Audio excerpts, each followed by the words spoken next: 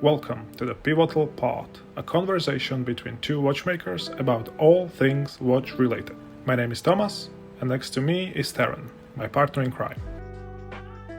In this episode, we have tools of the trade. Let's just dig in.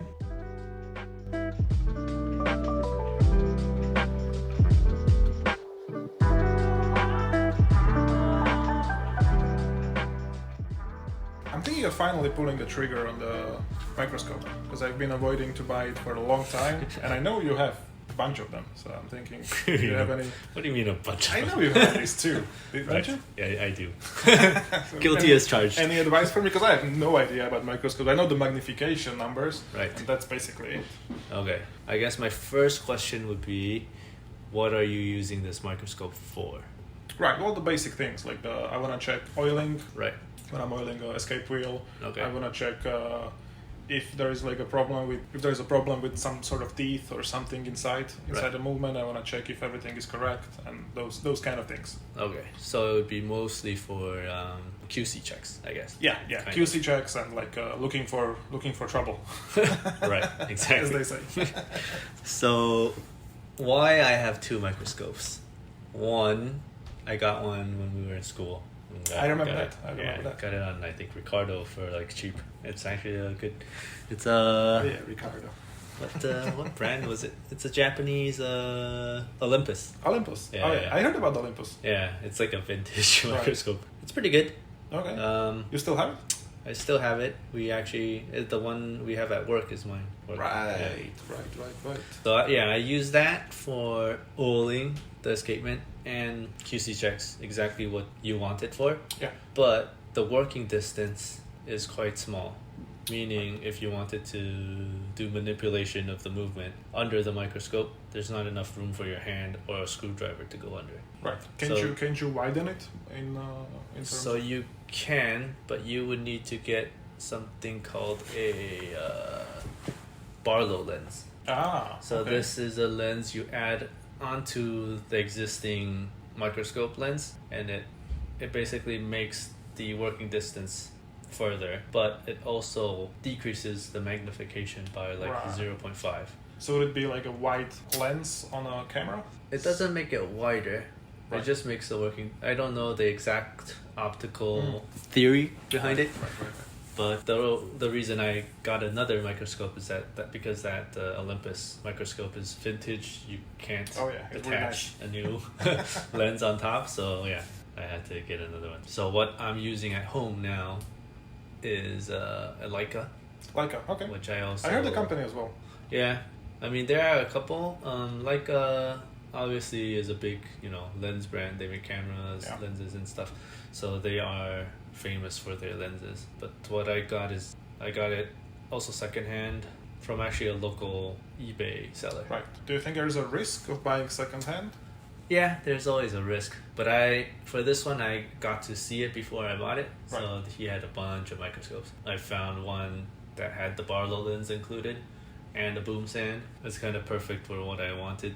Because Henrik also always told us that working under the microscope is kind of also a trend. Like I see a lot of watchmakers start working under the microscope. Working with the loop, sometimes you're always lowering your head, you're always getting neck pains and stuff sometimes after a long day. In the microscope, if you work under the microscope, your head is always basically looking at the same angle. Right. You can position the microscope or yourself to whatever exactly. position you like. Exactly. Right. So that was my thinking when I purchased my Leica. And also That there is was something about like a 3D view, because if you look at through the microscope, you have Right. you have an angle of your both eyes Right. looking at the piece. Exactly. So you have sort of a depth Yeah. of view. Right. And if you use just the eyeglass, Yeah. you lose the depth. Exactly. You just basically you're just distancing everything. Yeah, I think for me there are pros and cons. Like I bought it because I wanted to work under the microscope kind of full time. That was my plan. Right. I mean, there's a couple reasons. One, that I could work under it full time. Two, which I'll bring up later, is that I could do recordings. Interesting. Yeah. So we can actually record like digital feed from the Exactly. microscope. Nice. Yeah. Nice. Okay. And I know my hope was to make YouTube videos. But that never happened. It might. Stay tuned.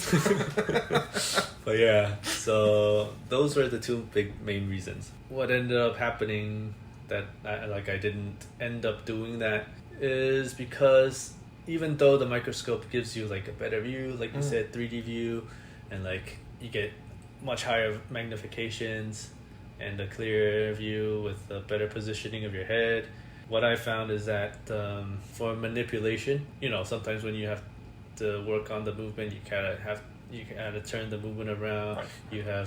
There's different layers to the movement.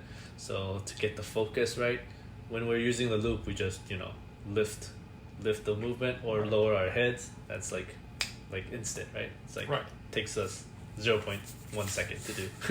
But for the microscope, you gotta turn the focus knob. You gotta kind of adjust the zoom and that stuff. So it kind of slows things down, and then you gotta kind of find the right angle to do the checks and stuff. So and lighting as well. Like in the end, it was just kind of too much work, not enough efficiency for it to make sense for me. Right. You sort of put another machine between you and the watch. Yeah. I mean, it's to help you, but it cumbersome for me. It slows me down way too much. Right. Interesting. Yeah. I mean, I understand that, but still, there's a lot of advantages to. I would still say get a microscope. That's like a very important tool for us, for watchmakers in general. Like for the purpose that I wanted, it didn't make sense. But because I got a model with the attachment for the camera, what I also wanted to do with microscope is to work on the lathe under the microscope. Interesting. Okay. So that was my other reasoning for getting this microscope. And you got one of those like positionable, like movable arms, so you can actually. So that's called a boom stand. So it's basically a stand that holds the microscope where you could adjust the height and like the angles kind of to position it right above the lathe spindle, so that basically you don't have to, it's the same thing, you don't have to lower your head with the loop to look at the cutting, because the advantage of that is you're not kind of blocking the milling head or something. The milling head isn't blocking your view when you're using the microscope, because the microscope would be much further away than when you're using a loop where your head has to go into basically seeing the. Interesting. Yeah. So that's the other reason that I got it. So yeah, it kind of depends on what you want to use it for and if you plan to use it for something else in the future. But I also heard that surgical microscopes are awesome. Interesting. So surgical microscopes are what I believe dentists and like. Are those like the eyeglasses, like the complicated eyeglasses, or is it like a microscope itself? So it's actually a microscope, but the whole microscope is much smaller. I don't know how they achieve it. They're expensive, so probably something to do with like really high quality lenses and like stacking of different types of lenses. Okay. But the working distance is super far. You could be really far away, but have the same magnification.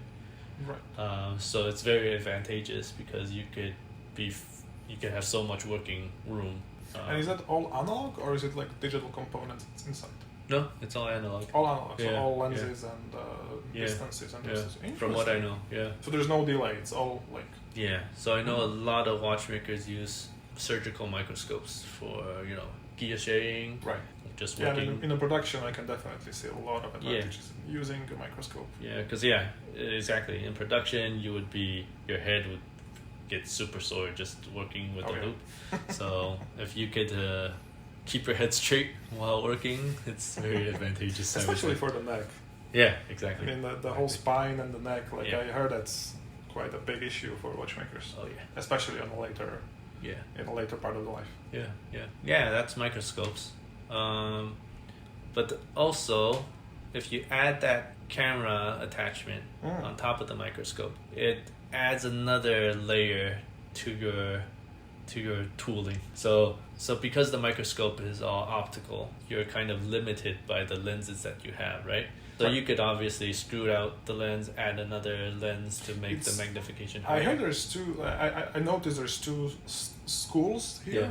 So you either have like 3-4 different types of lenses, and which you switch between Right. with different magnification, Right. or there is a one adaptive lens, which basically you can zoom in or zoom out. I think you're talking about stereo microscopes versus objective microscopes. Interesting. No, you can't really use the objective microscopes in watchmaking because those are basically 3-4 magnifications attached to the microscope, and you can only switch between these magnifications.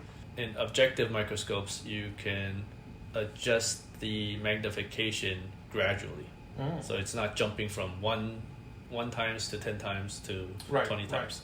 It's going, like 1 time slowly into 10 times. So you could go 5 times, 6 times, 7 times. Right. So actually changing the distance of the lenses. Right. Exactly. On the fly. Yeah. And also stereo microscopes give you the 3D view that you want, but the objective ones, they're usually used for biology labs and stuff. Right. But I mean I saw them being used at some places, and I mean they do the job. Like you get close to the subject as close as you need. Right. But you're right. You're losing it's always like a main eye, and the other eye is there just copying the image. So but yeah, as I was saying, with the camera, you basically have 2 microscopes in one. Right. So the camera is using your microscope lenses to do the magnification, but it also has its own digital lenses, digital magnification inside the camera. So you could, it's usually connected to a computer, right? So you could digitally zoom in on component, let's say. So you're looking through your microscope, it's at 10 times, and that's as far as your microscope goes, let's say. But with the camera, you can zoom into 20 times digitally. Resolution will be limited by your digital camera, basically. It's not limited by your actual microscope, right? So can you switch those cameras? Yeah. They always, for technology, it always keeps getting better, right? So it's basically like a digital camera. And, we had 50 megapixels before, and now it's like terapixels or whatever. Right. So, it's always improving, right? So obviously the more recent ones you buy are going to be better than. So it's just a digital zoom also, basically cropping the image of what you got. Interesting. Yeah. But that means you can get really close to thing. Can you also hook it up to a TV and have a live feed of what you're doing? Yeah. So let's say the customer comes with a broken watch. You open the watch in front of him and you show him, look, this is your problem. Yeah. And you zoom out exactly on the. Interesting. So I don't know if I told you, but Red Bar. I told you about Red Bar. So I'm a member of Red Bar Toronto. Mark, the head of Red Bar Toronto, he once asked me if for one of the Red Bar events that I would do a disassembly of a watch for them, maybe do a recording for them, and I thought, why not? So I thought you were gonna say no. I don't do that. I thought about it saying no, but it was an interesting experience, I would say. It is. Since I had this microscope, I don't have this microscope that I have now. I had another one before. But would you do it live, like in front of people? Yeah, so that's what I did. I did live. You did? So we did it through Zoom. Oh, okay. And I thought it was live, like with 10 people. No. So I did it at home. Yeah, because there's too many tools to bring out if I had to do it outside. But we did it through Zoom. I don't know how many people were watching, maybe like 20-ish, not too many people. So I just kind of linked my camera into Zoom and kind of switched between the computer camera view versus my microscope camera view. So that was interesting, but I think most of the people enjoyed it, I hope. I'm pretty sure they did. Leave in the comments if you didn't. But that was a fun experience. But that's exactly another reason that I got this microscope, because then you can show people what you're actually doing with their watch, which I don't think a lot of watchmakers do, but it's something interesting that I think It would be also really interesting for restoration pieces. Like once you get a rusty watch that has a lot of damaged parts, scratched parts, just by wear and tear. Yeah, and like you restore it. if you tell a customer, oh, your watch is water damaged, well, they don't see it. They don't maybe understand what that means. And if you show them, oh, look at all this rust on on the parts and stuff like that, then I mean, maybe water damage is easier to imagine, but some terminology that we use might not be as self-explanatory. Well, one thing is like usually people understand sort of like water damage or some kind of damage, but there's difference from understanding what it is and like seeing the difference between like old rusty watch and then getting basically a brand new restored watch which has all the shiny parts. Right, exactly. And I think watch enthusiasts would appreciate seeing. Oh yeah, I mean I'd be really interested in seeing what you're talking about. Yeah, right? yeah. You're just not giving them an estimate and saying, oh, this needs to be changed, this to be changed, and not knowing why. And then you change it, and they never see the watch anyways because they never open it up. Yeah. Or if you need to make a part, then it's even more interesting for them because you get to see the original broken part and then the part that you made or something like that. But this topic brings me to a very exciting new product that I would want your take on. Are we launching something? No, we are not. You would know that, I think. But IWC actually came up with something they call a Cyberloop. Cyberloop? Yes. Okay. So it's actually already a couple of years old, but they came out with it during COVID. Because, during COVID, there weren't much activity. People couldn't meet with people. Right. But people still needed their watches repaired. And to repair, watch branded watches, you need certification, right? So they came up with this way to train people. So it was, I believe, originally invented for training purposes. So what it is a loop. It looks obviously bigger than our normal loops, but it has the camera functionality built into the loop. So the watchmaker still wears the loop as you would a normal loop, but it's live streaming what the watchmaker actually sees. Okay.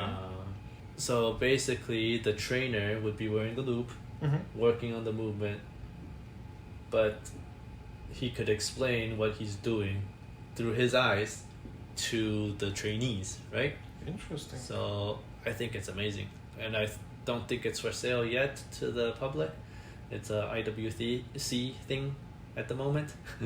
But even more amazingly, right now, the most recent version, they call it 3.0. Okay. It's like high-tech stuff. So there's AR built in, meaning on their website it describes, I don't know, I have never seen it myself. When the user looks through the loop, it has information on it to tell you what this part does, what this part of the movement does. So let's say you're looking through the loop onto a hour wheel. It identifies that it is a hour wheel. And tells you maybe, I don't know, I'm just guessing, the part number, the IWC part number, what it's used for, maybe in the future, like the assembly process, what order it's supposed to be put in, stuff like that. Like that's crazy to me. Like it identify watch parts, it can give you information on the part, and probably a lot more functions that they don't list. Right? Yeah. I mean, eventually it will preferably tell you like all the information you basically need, like how to oil it maybe, exactly. Or if it needs to be replaced, what's the number, what's the price. Yeah, exactly. It just pulls up probably all the information on it. So, and in our repairs, if we're repairing, let's say a Rolex, and we're both certified Rolex watchmakers, but they always come up with updates for the same movement, right? And you're supposed to, let's say, change a part every time during a service, or because they found an issue with this part, in the future they'll come up with updated part, let's say. And it's really hard to keep up with all the updates that they come up with, right? So with that loop, it could easily tell you, oh, this part has been updated with this new version, Right. and you're always supposed to change it, right?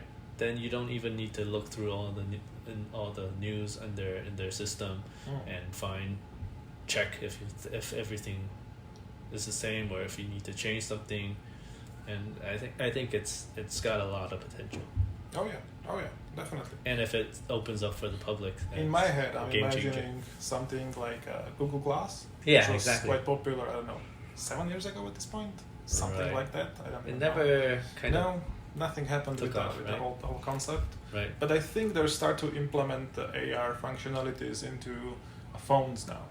Right, So they sort of mixed it up with the AI right, and the AR, yeah, the augmented reality. yeah, You can already, like, I think Google does basic stuff that's for everyone. yeah. Like if you Google Google Lens, dog right? or someone. No. Like if you just Google like a specific breed of dog, Right. it will give you option to have an AR dog, which Oh, basically you point your camera at the floor right. and you It puts place the dog there, Yeah, and yeah, it's yeah. it runs around and it barks and stuff. Actually, a lot of watch brands does that to kind of put a watch on your wrist, right? Yeah. Just so you see how it wears on your wrist, kind of, without going to the actual store.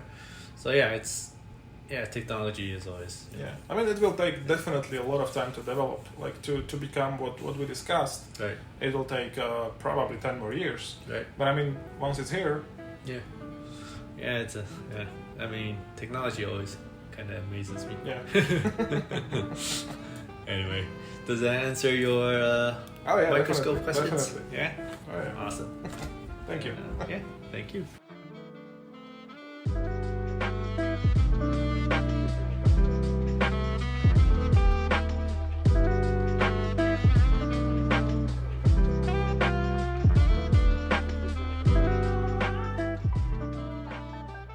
Okay, so that was that. Thank you for listening, and hope you liked the episode.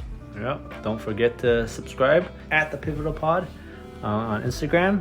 And if you have questions or comments or Yeah, any suggestions? Basically, it's Yeah. the pivotal pod at gmail.com. You can hit us there, and even if you liked something or didn't like something, let us feel know free. if Yeah, you said something wrong.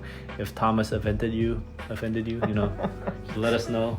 that happens. We'll cut him out, and All right, peace.